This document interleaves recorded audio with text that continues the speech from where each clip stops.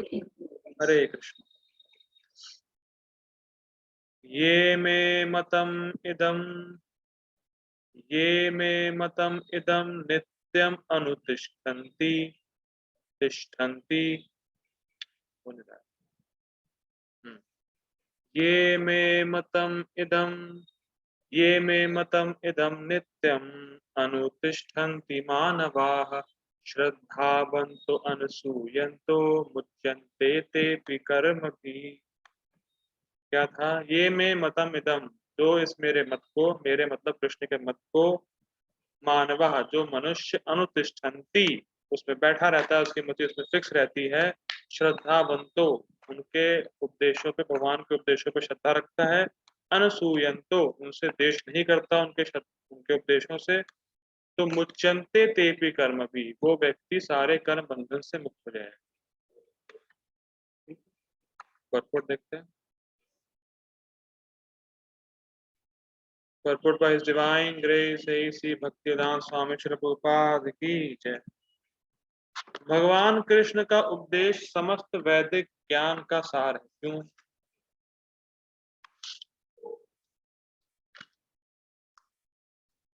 क्यों?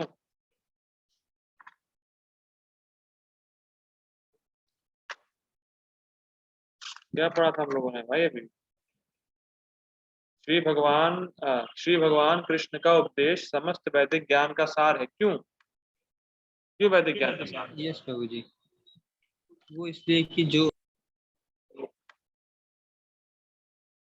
हरे कृष्ण, जो वेदों का सार है वो भगवान के पास ही जाना है, तो वही भगवान भी गीता में बता रहे हैं, तो वेदों का सार है मतलब गीता।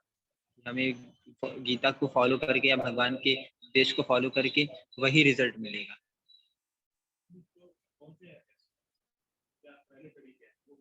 हाँ, तो वो सकाम कर्म को छोड़ देगा, काम करने।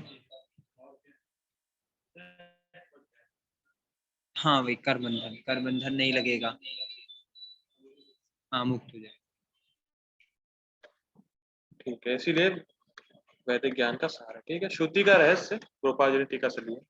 अतः किसी अपवाद के बिना यह शाश्वत सत्य है, मतलब कोई अपवाद नहीं है, सत्य है ही है और शाश्वत सत्य है, इसमें आप कोई दोष नहीं पाएंगे।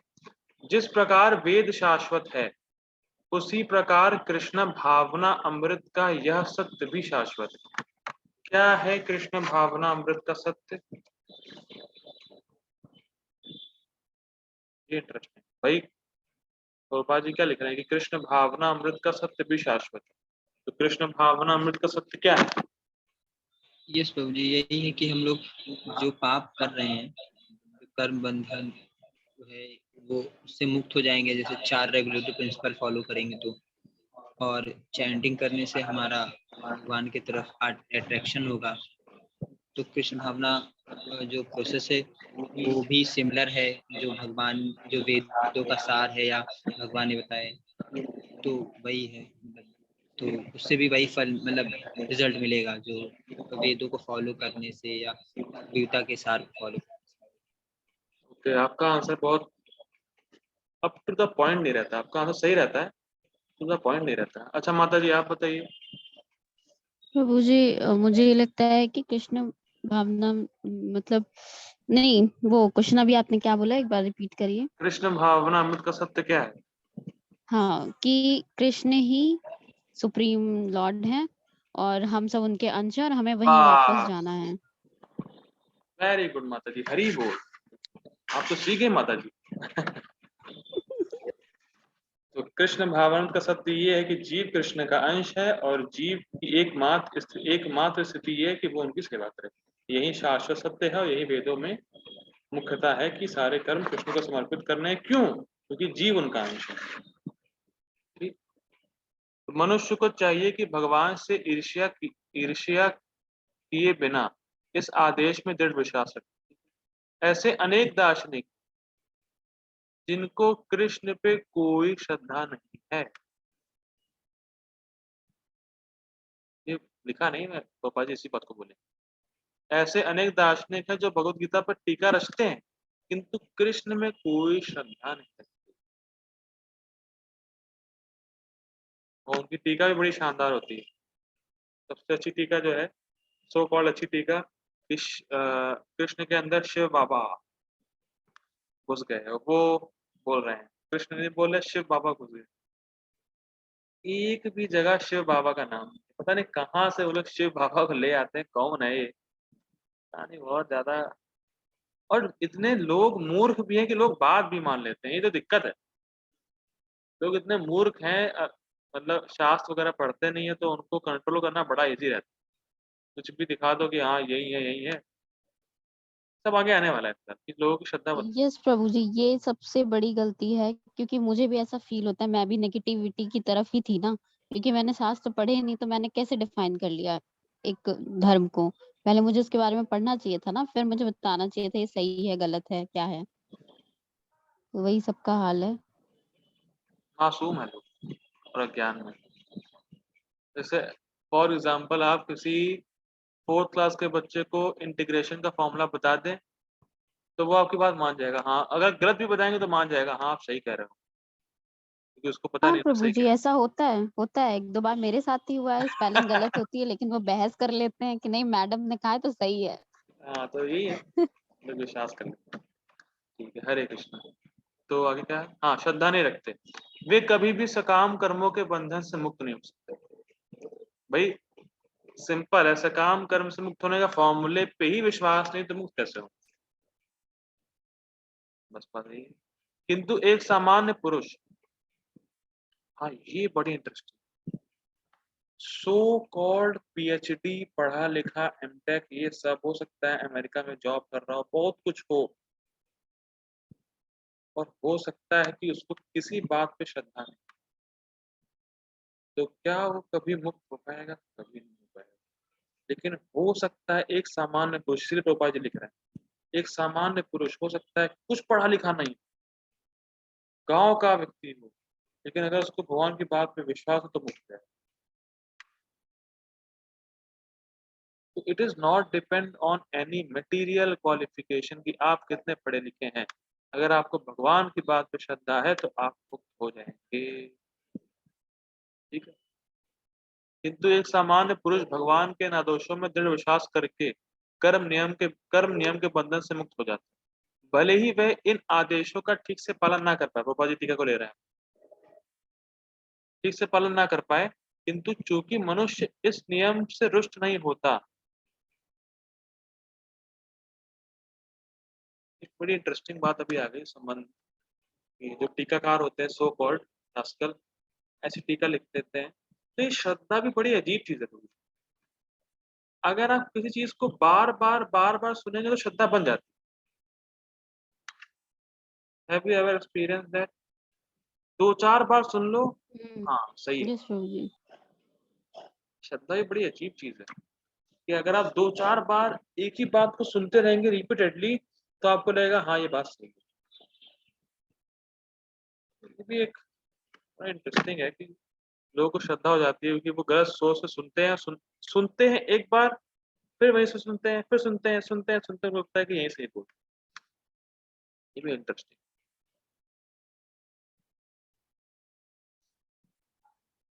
आदेशों में विश्वास करके कर्म नियम के बंधन से मुक्त हो जाते हैं, भले ही वह इन आदेशों का ठीक से पालन ना कर पाए, किंतु चूंकि मनुष्य इस नियम से रुष्ट नहीं होता, मतलब इससे द्वेष नहीं करता इस नियम से, और पराजित तथा निराशा का विचार किए बिना निष्ठा पूर्वक कार्य करता रहता, अतः वह विशुद्ध कृष्ण भाव को प्राप्त होता है। मतलब उसको भगवान की बात पे विश्वास भी है, और वो ये नहीं सोचता है कि इसको करने से मेरा क्या लाभ है।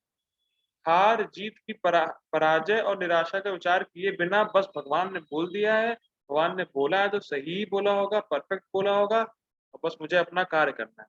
जब वो इस तरीके से करता है तो विशुद्ध कृष्ण भावना को प्राप्त होता है, वो तीनों गुणों से ऊपर हो जाता है, और अपनी जो दिव्य स्थिति है, आत्म साक्षात्कार, उसको प्राप्त। ठीक है, ओके। तो 32, इस श्लोक का लिंक बड़ा इंटरेस्टिंग। पिछले श्लोक में क्या प्रभु जी हम लोगों ने सीखा अभी?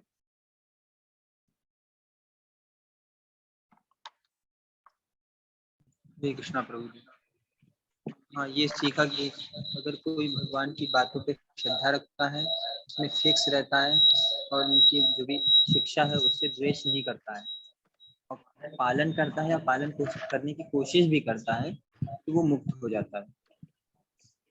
ठीक है, हरे कृष्ण।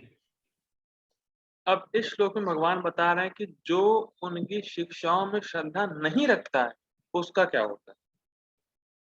क्लियर है लिंक? पहले में बताया जो श्रद्धा रखता है उसको क्या होता है। इस श्लोक में बता रहे हैं जो श्रद्धा नहीं रखता है, जो मैक्सिमम लोगों का यही हाल है, उनका क्या होता है और उनका क्या होने वाला है। ये आप खुद ही समझ जाइए आप इसको पढ़ के कि जो भगवान की बातों पे या भगवान के आदेशों पे विश्वास नहीं रखता है उनका क्या हाल होगा। पढ़ते हैं। ये त्वेद ये त्वेद भय ये त्वेतद भय सुयन्तो नानुतिष्ठन्ति मे मतम् सर्वज्ञान विमूढांस्तान् विद्धि नष्टान् चेतसः। ये त्वेतद् भय सुयन्तो भय असूयन्तो नानुतिष्ठन्ति मे मतम् सर्वज्ञान विमूढांस्तान् विद्धि नष्टान् चेतसः। ये तु एतद, लेकिन तू मतलब लेकिन मतलब पहले भगवान ने बताया कि जो फॉलो करता है, लेकिन ये जो एतद इस अभसूयन्तो जो मेरे आदेशों का ईर्ष्यावश मतलब उनसे ईर्ष्या करता है, ये कहता है कि फालतू में क्या दे दिया है, भगवान ने जो बोला है सब गलत है, इलॉजिकल है, इससे कुछ नहीं होने वाला, तुम इसको छोड़ो, ये सब ऐसी फर्जी बात है, सब खाली लिखा हुआ है, सब कोरा कागज है, बस और कुछ में ऐसा है नहीं। तो इस तरीके की बातें करता है कि बस खाली लिखा हुआ है, इससे कुछ फर्क नहीं पड़ता, कुछ होता जाता नहीं है इससे, बस खाली ऐसे ही है। और हम गीता को नहीं मानते, ये भी इंक्लूड कर लीजिए इसको। ऐसे लोग अब सुयंतो जो ईर्ष्यावश भगवान के उपदेशों का नानुतिष्ठन्ति, हम लोगों ने पहले देखा अनुतिष्ठन्ति जो बैठा रहता है, ना अनुतिष्ठन्ति जिसकी मति उसमें फिक्स नहीं, जो उसमें बैठा नहीं, क्या होगा उसका। सर्व ज्ञान विमूढ़ांस्तान का सारा ज्ञान जो है, हाँ जो, हाँ नानुतिष्ठन्ति का मतलब है जो नहीं मानते हैं। क्या नहीं मानते? कि सारे कर्म कृष्ण को समर्पित करने चाहिए। वो ये मानते हैं अरे कर्मों का फल मुझे भोगना चाहिए। नानुतिष्ठन्ति का मतलब क्या है? नानुतिष्ठन्ति में मतम, में मतलब भगवान कह रहे हैं मेरे मत को जो ईर्ष्यावश नहीं मानते। क्यों नहीं मानते और क्या नहीं मानते? वो ये नहीं मानते कि सारे कर्म कृष्ण को क्यों दो, सारे कर्म कृष्ण के लिए क्यों करना है, सारे कर्म फलों को तो अपना खुद के भोगने के लिए करना है ना। कर्म अपने लिए करेंगे, फलों को भोगेंगे, कृष्ण को क्यों देना है। इस तरीके से कहते हैं। सर्व ज्ञान विमूढ़ांस्तान, उनका सारा ज्ञान तिरोहित हो जाता है, खत्म हो जाता है। ज्ञान क्या? कौन सा ज्ञान? क्या करना है और क्या नहीं करना, क्या करना चाहिए क्या नहीं करना चाहिए, कर्म का ज्ञान, भगवान का ज्ञान, ये सब कुछ खत्म। नष्टान चेतसा, उसकी चेतना भी नष्ट हो जाती है ना, मतलब जो उसकी आध्यात्मिक चेतना है वो जागृत नहीं होती है, कहने का मतलब वो भौतिक चेतना में फिर पूरी तरीके से ढस जाता है। ठीक है, ये प्रभुपाद जी लिख रहे हैं कृष्ण भावनामृत से रहित, मतलब वो कृष्ण भावनामृत को स्वीकार नहीं कर पाता। किंतु जो ईर्ष्यावश इन उपदेशों की अपेक्षा नहीं, उपेक्षा हो, उपेक्षा करते हैं और इनका पालन नहीं करते, उन्हें समस्त ज्ञान से रहित,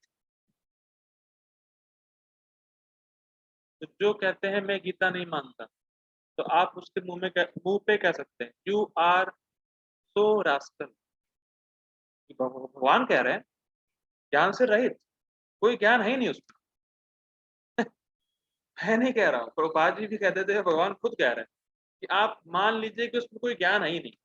वो भले ही बहुत पढ़ा लिखा हो सकता है मेटीरियली एकेडमिकली, लेकिन अगर भगवान की बात पे विश्वास नहीं कर रहा है तो भैया ये मानो कि समस्त ज्ञान से रहित, उसको कोई ज्ञान है ही नहीं वास्तव। वो इलिटरेट ही है, मान लीजिए तरीके से कह सकते हैं गंवार ही है, एक समस्त ज्ञान से रहित, दिग्भ्रमित, मतलब दिशाहीन, किस दिशा में जाना है उसको ही पता ही नहीं, कि जीवन का लक्ष्य क्या है उसको बिल्कुल नहीं, तथा सिद्धि के प्रयासों में नष्ट भ्रष्ट समझना चाहिए, मतलब उसको कोई भी सिद्धि प्राप्त नहीं, सिद्धि मतलब कोई भी सफलता या कोई भी संतुष्टि प्राप्त नहीं, अगर वो सो कॉल सफल हो भी जाएगा तो संतुष्टि उसको प्राप्त, ठीक है। अब समझिए से बहुत गहरा था। देखिए जो पिछले श्लोक में हम लोगों ने देखा जिस व्यक्ति के बारे में, तो ऐसा व्यक्ति अगर शास्त्र के वचन पालन कर भी रहा है, जो श्लोक वाला व्यक्ति वो शास्त्र का पालन कर रहा है तो शास्त्र के पथ पर, अगर गिर भी जाएगा तो पथ पे ही रहने वाला है। बात समझ में आ रही है? जिसने भगवान की बात मान ली और मान लीजिए पालन करते करते वो नहीं भी हो रहा है उससे, तो कम से कम वो उस पथ पर है कि भगवान की बात को भी मान रहा, दोबारा फिर से वो प्रयास करेगा। लेकिन जो पथ पर है ही नहीं वो तो कभी पार कर ही नहीं पाएगा जगत। बात समझ में आ रहा है? पहले वाले व्यक्ति ने कम से कम पथ पे विश्वास तो किया कि हाँ ये पथ सही है, इस पर चलना चाहिए, इसने तो पथ ही नहीं स्वीकार किया, तो कैसे मुक्त होगा इस संसार से? इस जगत में ही वो जो है ऊपर नीचे सांप सीढ़ी की तरह घूमता रहे, ठीक है, जगत से कभी नहीं निकल पाएगा।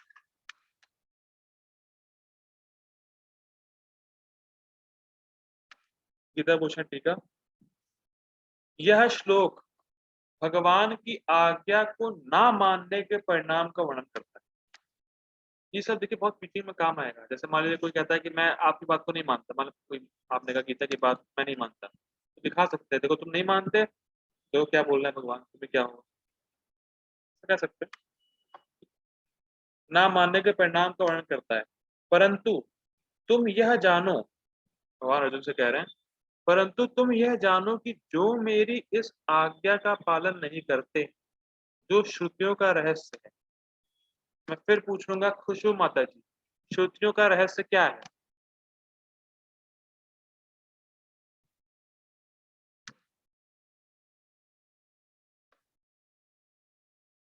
हरे कृष्णा माता जी, यस प्रभु जी। श्रुतियों का रहस्य क्या है? प्रभु जी मुझे याद नहीं है। याद नहीं हुआ? ओके, प्रभु जी फिर रिपीट करेंगे। प्रभु जी बताइए श्रुतियों का रहस्य क्या है? हरे कृष्णा। तो जी ये है रहस्य कि हम लोग जीव आत्मा भगवान के अंश हैं और हमें भगवान की सेवा करके भगवान के पास जाना है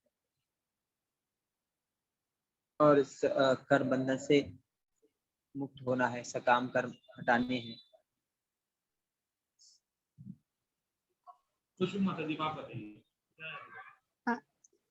यस प्रभु जी, हम सब भगवान के अंश हैं और हमें अपने सकाम कर्मों के बंधन से मुक्त होकर के वापस जाना है भगवान के।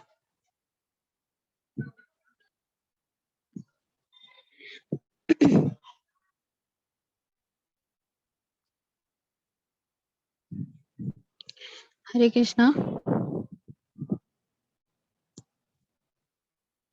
हरे कृष्णा, मैं कह रहा हूँ कि सकाम कर्मों के बंधन से कैसे मुक्त हो पाएंगे?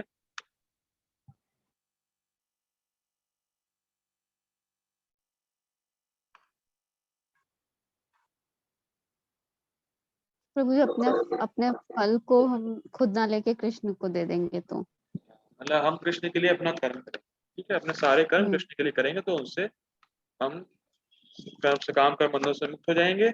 और वेदों का उद्देश्य यही है कि हमें सारे सकाम कर्मों के बंधन से मुक्त करके भगवान के पास पहुंचा दे, ठीक। तो श्रुतियों का रहस्य है और मुझ सर्वेश्वर के द्वारा प्रस्तुत किया गया है, ठीक है, जो सभी जीवों के सुहृद हैं। ये इंटरेस्ट, ओके, सुहृद सिर्फ भगवान ही हो सकते हैं, क्योंकि भगवान ही ऐसे व्यक्ति हैं जो सबका कल्याण चाहते हैं, सबका मतलब सारे जीवात्माओं का, ये नहीं कि सिर्फ मनुष्यों का तो बस कल्याण चाहते हैं और साइड में स्लॉटर हाउस खोलो और काटो। बात समझ में आ रही? तो भगवान ही सबके सुहृद हो ही सकते हैं और कोई व्यक्ति नहीं हो सकता। ठीक, ये हमें बिल्कुल हमेशा याद रखना चाहिए कि भगवान ही हमारा सबसे परम कल्याण चाह सकते हैं और इस जगत में कोई चाहने वाला नहीं। बाकी सब अन्य तृप्ति जब तक आप करेंगे उनकी, तब तक वो कल्याण चाहेंगे, अन्य तृप्ति उनकी बंद, फिर आपका कल्याण भी बंद। ठीक, वे विभ्रष्ट हो जाते हैं जो श्रद्धा नहीं रखते, वे विभ्रष्ट हो जाते हैं क्योंकि उनकी इन शिक्षाओं में कोई श्रद्धा नहीं और वे इनसे द्वेष करते हैं। इस कारण से वे नियत कर्म और परमात्मा के ज्ञान से शून्य रहते हैं और इस प्रकार विवेक शून्य होकर वे भ्रष्ट हो जाते हैं। मतलब उनको पता ही नहीं रहता कि उन्हें करना क्या है, किस किस उद्देश्य के लिए उनको मानव शरीर दिया गया है और किस लिए, मतलब किस लिए उनको यहाँ भेजा गया है पहली बात, और क्या किस लिए उनको मानव शरीर मिला है, उनके लिए क्या कर्म दिए गए हैं और भगवान कौन है, उन्हें कैसे प्राप्ति करनी है, ये सब कुछ भी नहीं पता। टोटल जीरो है, विवेक शून्य है। मतलब उनको विवेक है ही नहीं कि पाप क्या है पुण्य क्या है, मैं क्या करूं जिससे मेरा कल्याण होगा और मैं क्या ना करूं जिससे मेरा नुकसान होगा। अपने अपने खुद के कल्याण और नुकसान के बारे में नहीं जानते। तो जब ऐसे अज्ञानी लोग भरे पड़े हैं तो आपके कल्याण के लिए वो क्या बात करें। जब उनको खुद ही नहीं पता कि उसका कल्याण किसमें है तो आपके बारे में क्या बताएं।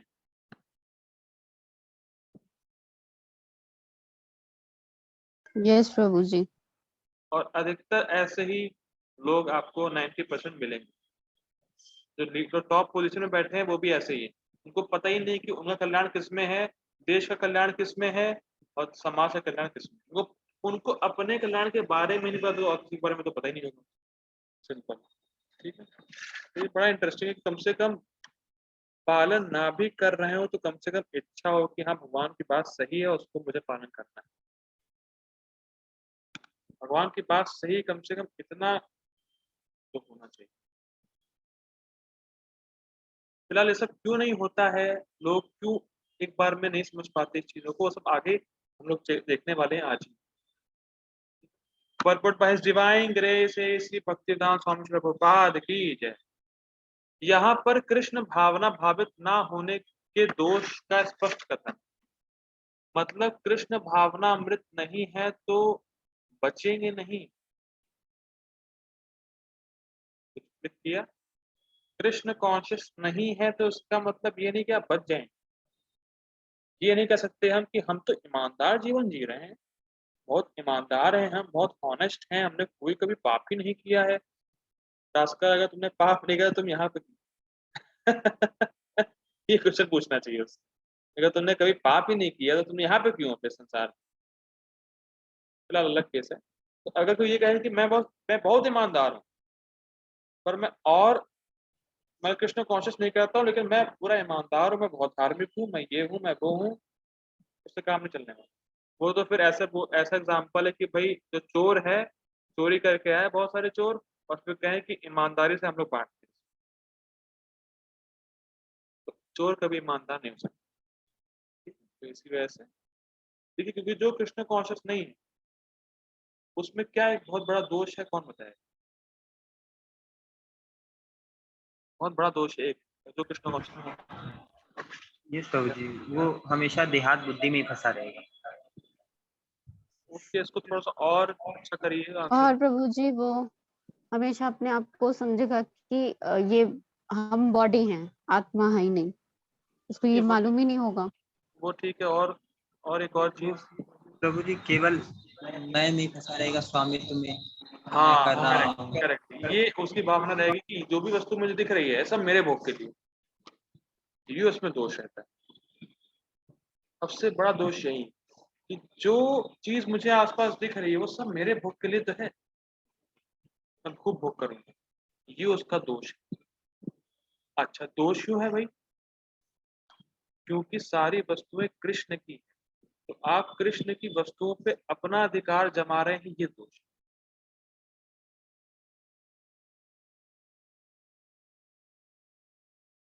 ओके प्रभु जी, हरे कृष्णा। मैं क्वेश्चन पूछ सकता हूँ आपसे? हरे कृष्णा।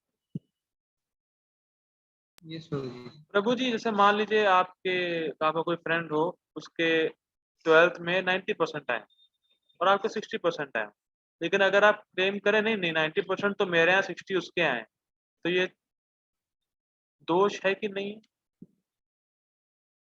यस प्रभु जी, बहुत बड़ा दोष है। बहुत बड़ा दोष है।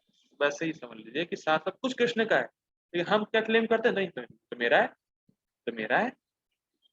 ये दोष है। हम दूसरों की संपत्ति पर अपना अधिकार जमा रहे हैं, ये दोष है। लेकिन जब कृष्ण कॉन्शियस व्यक्ति हो जाएगा तो समझेगा नहीं, सब तो कृष्ण का है, मुझे बस ये सारी चीजों का उपयोग कृष्ण के लिए करना है, तो वो दोष से हट जाएगा। तो जब तक कोई कहे कि मैं बहुत ईमानदार हूँ लेकिन मैं कृष्ण कॉन्शियस नहीं हूँ, तब उससे कह सकते तुम ईमानदार नहीं हो, तुम चोर हो।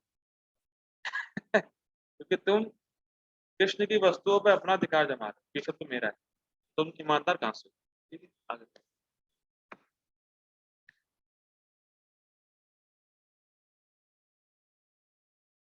दोष का स्पष्ट कथन है। जिस प्रकार परम अधिशासी की आज्ञा का उल्लंघन के लिए दंड होता है, उसी प्रकार भगवान के आदेश के प्रति अवज्ञा के लिए भी दंड है। अवज्ञाकारी व्यक्ति चाहे कितना ही बड़ा क्यों ना हो, तो कॉल्ड मटेरियली कितना ही बड़ा अमीर हो, पढ़ा लिखा हो, जो भी हो, वह शून्य हृदय होने से आत्मा के प्रति तथा पर ब्रह्म परमात्मा एवं श्री भगवान के प्रति अनभिज्ञ रहता है। मैं हूँ कौन, जगत किसका है, मुझे क्या करना। ठीक। अतः ऐसे व्यक्ति से जीवन की सार्थकता की आशा नहीं की जा सकती। अच्छा, ये लास्ट लाइन बड़े सोचने विचारने वाली बात। आप लोग कल्पना भी नहीं कर सकते, हम लोग सोच भी नहीं सकते कि कितने जन्मों के बाद हमें एक कॉन्शियस मिला है। थोड़ा यस थोड़ा प्रभु जी। थोड़ा सा रिलैक्स करिए, थोड़ा सोचिए। आप ये भी नहीं कल्पना कर सकते कि 84 लाख होने का चक्कर कितनी देर में खत्म होता है। कृष्ण कॉन्शियस की तो बात छोड़ दीजिए, 84 लाख योनियों के बाद मनुष्य जीवन मिला, कितने समय के बाद मिला, कल्पना नहीं कर सकते। और हम लोग इस संसार में अनंत काल से, अनंत का मतलब पता नहीं कितनी मिलियन ट्रिलियन टाइम सृष्टि होके खत्म हो चुकी। सृष्टि कितनी सृष्टियां खत्म हो गई और बन गई, खत्म हो गई और बन गई, हमें हमें पता ही नहीं। ब्रह्मा जी कितनी बार आए और चले गए, मर गए ब्रह्मा जी, आए गए आए गए आए गए। और ब्रह्मा जी की आयु है 311 ट्रिलियन ईयर, उसके आगे भी। कितने साल हम लोग जो है इस संसार में, कितने सालों से, आदिकाल से हैं। आदिकाल मतलब कोई वही नहीं, लिमिट ही नहीं कब शुरू हुआ। और 84 लाख होने का चक्कर एक बार में कितने समय बाद खत्म होता है, ये भी हम लोग कल्पना भी नहीं कर सकते। और आपको एक मनुष्य जन्म मिला 84 लाख होने चक्कर खत्म करने के बाद, और उसमें भी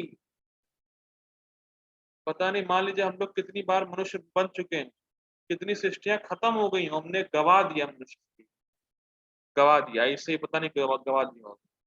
लेकिन अब भक्ति मिली। कभी कभी डर लगता है कि मान लीजिए ये शरीर छूटा, फिर क्या होगा, भक्ति मिलेगी नहीं मिलेगी, फिर क्या होगा। सिर्फ मिलेगी तो है, ये जरा विचार करिए, कितने समय के बाद ये मौका आया है।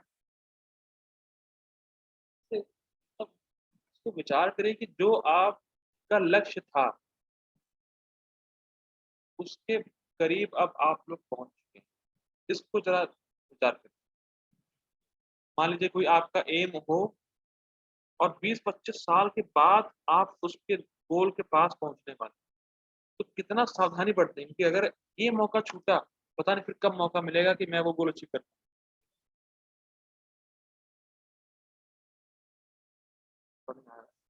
तो जो ऐसा व्यक्ति जिसको भगवान के बात में श्रद्धा ही नहीं है, उससे क्या उम्मीद करें कि वो गोल तक पहुंचे।